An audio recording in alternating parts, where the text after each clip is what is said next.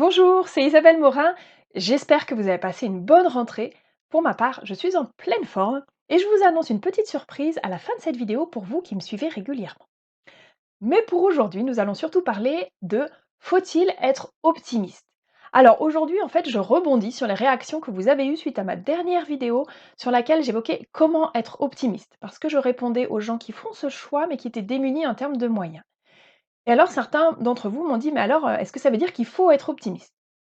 Alors tout d'abord, moi quand j'entends des injonctions du style il faut, tu dois, je prends de la distance parce qu'on est obligé de rien et c'est important de faire ses propres choix en conscience et non pas de subir quelque chose qui nous est imposé par l'extérieur.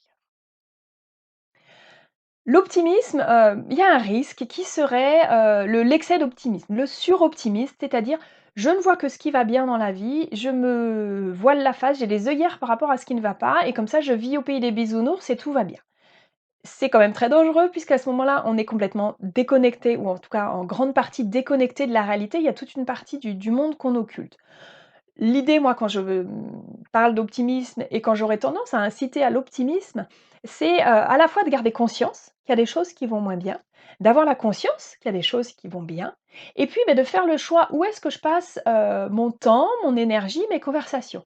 Pour ma part, j'observe que je préfère mettre moins d'énergie sur ce qui va moins bien et me concentrer sur ce qui va mieux parce que c'est ce qui me fait du bien, c'est ce qui me porte, c'est ce qui m'emmène vers la vie, pour moi et pour les autres. Alors il y aurait aussi, oui, cette approche qui dirait, bah, entre être optimiste et être pessimiste, le juste milieu, ça serait juste d'être réaliste. Alors moi, j'observe qu'il n'y a pas une réalité, ou en tout cas qu'on perçoit chacun la réalité à travers nos propres filtres et que du coup, d'une certaine manière, on ne vit pas dans le même monde, on ne voit pas les mêmes choses.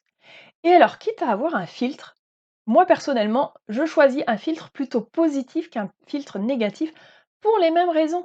Parce que effectivement, le fait d'avoir le filtre plutôt positif, de me brancher sur ce qui va bien, me fait du bien autour de moi et fait du bien au monde. Alors vous aussi, je vous invite à faire ce choix en conscience, celui qui est bon pour vous, celui qui vous aide et celui qui fait du bien à tous. Voilà ce que j'avais envie de vous dire sur ce sujet. Je suis ravie de démarrer là sur cette rentrée avec cette note joyeuse. Je vous partage également que, j'ai la joie d'organiser à l'automne une rencontre pour mes stagiaires qui ont suivi mes formations et du coup, voici ma petite surprise que je vous annonçais.